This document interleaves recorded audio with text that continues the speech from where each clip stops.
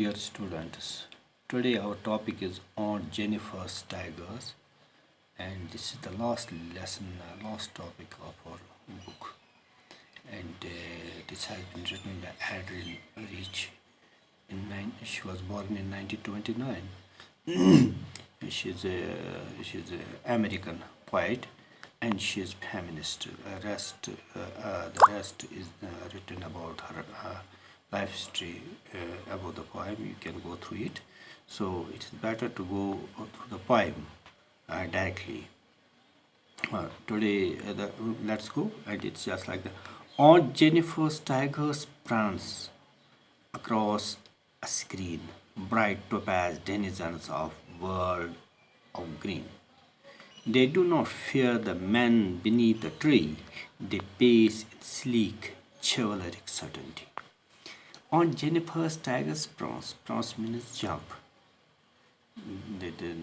She's making a embroidering the tigers or a tapestry, it's a tapestry on some wall cloth or some wall hanging or some tablecloth on which she is making tigers, and the tigers those have been made on that, embroidered on that cloth. They are prance means they jump, and that shows the carefree and happy attitude of these tigers across a screen. Screen here means that wall or that surface of tapestry or the cloth, wherever that they have been made, they have been embroidered.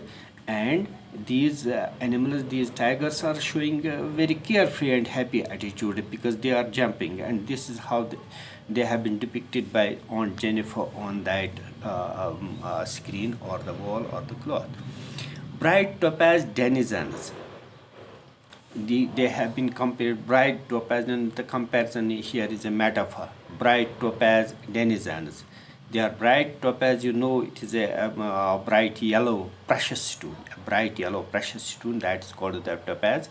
And denizens means the animals or plants or even a person who grows in a particular, found in a particular place. Here we know that tigers or the forests or their green forest or their habitat, and these have been shown they have been made very bright, and they are just like the topaz, that precious stone.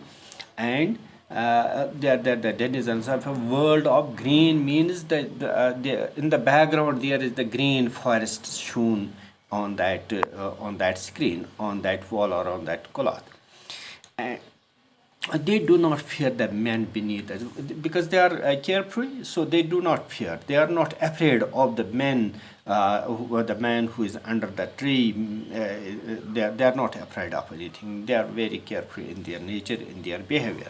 They are very happy. They are because of the pleasure, they are happiness. They are prancing. They are jumping here and there. They pace in sleek, chivalric certainty, and they pace means they walk in a sleek, in an elegant. Chivalric certainty means they are matchless. They have the matchless energy. Chivalric certainty means matchless. These tigers have, because of the elegant and because of the chivalric certainty, means the matchless energy, unflinching confidence they have.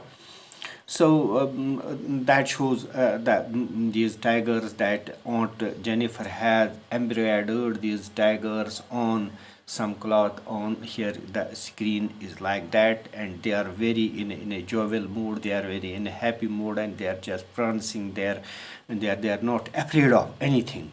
And the next also we have seen so far in the very first stanza there, the bright topaz denizen is the poetic device that has been used, that is a metaphor. And besides that there is a rhyme scheme, a screen, green, a tree, stunty, that is BB, and the same is the rhyme scheme is found in all the stanzas like this. So let's move to the another stanza, that is on Jennifer's fingers fluttering through her wool, find even the ivory needle hard to pull. The massive weight of Uncle's wedding band sits heavily upon Aunt Jennifer's hand. And then very next this stanza, the uh, uh, poet says that because Aunt Jennifer's fingers fluttering through, they are shaky, they are querying. She's not as carefree as these animals have been depicted, as these tigers have been shown. She is not as free. She is afraid of us. She is her hands are fluttering. They are shaking. They are querying through her wool, means on the cloth made of wool that find even the ivory needle hot wool, and it's very difficult for her even to hold the needle and to bring it up and down or to make these cloth, because she has some in her heart of hearts, she has some fear. She is afraid her husband may come and he will chide her, rebuke her because of that. That means she is always under the ruled by her husband's behavior. She is always under the command of her. These words show, and that's why she is not as carefree as the tiger she has shown on that tapestry.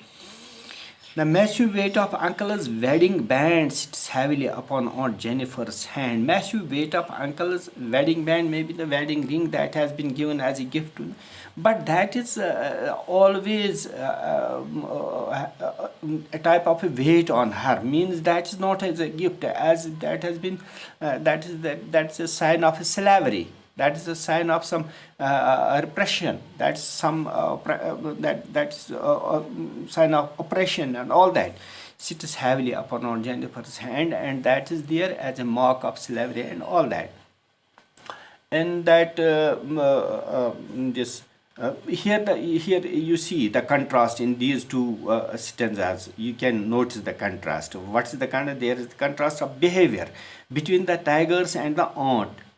Though the tigers designed by her are fearless, you see in the very first how fearless they are, how carefree they are. They are not afraid of anything, anybody, even a person. But they, on the other hand, fearless, but she herself is afraid of her husband. In the next sentence, it's very much clear, because of she is afraid of her husband, and she is not she is shaking, her hands are shaking, her fingers are shaking, they're quivering, and while she is using the needle to for the tapestry or for embroidering these tigers on that cloth.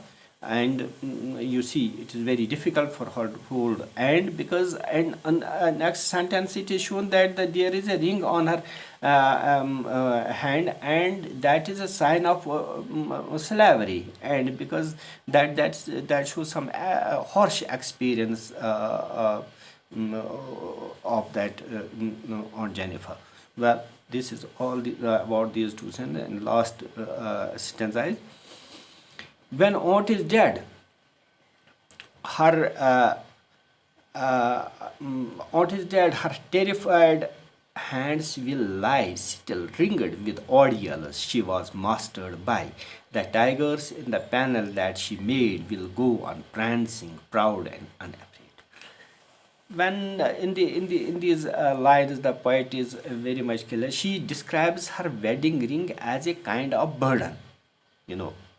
It's a kind of burden. It's not a sign of love, or it's not as a gift. It should have been, but she describes her wedding ring as a kind of burden for her to wear. This means that the ring is associated with some bad experience in the form of torture she has faced because of her husband's dominating behavior. You see, that is very much clear in this line, is that she is under she plays second fiddle to her husband.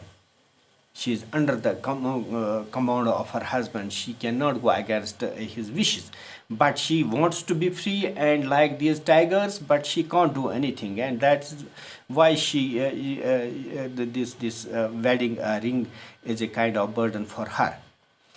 And this is also shows the experience with some it is also associated with some bad experience in the form of torture she has faced because of her husband's dominating behavior. So it's very much clear that she wants. The poet says that one can easily sense Aunt's desire for freedom, and we can know that she is very eager and anxious to be to seek the freedom and be fearless and be carefree, like though her design of through the design of her tigers. She shows this the in the design of her tigers on that paper, on that wall hanging, or the tablecloth, whatever is there. But she has shown the tigers, they are very carefree in the background of their forest, but they are not afraid of means. But in the next sentence she shows that she's querying, she cannot handle the needle easily. Why? Because she is afraid of her husband, who is a dominating force in her home, and she can't go against the wishes of her husband. She has to play the second fiddle and all that. So this man, she shows she is very, but she is eager to be free, like the tigers, as she has shown. And with this, I conclude today's topic, today's lecture, and we will continue it in the next lesson. Till then, Khuda Hafiz.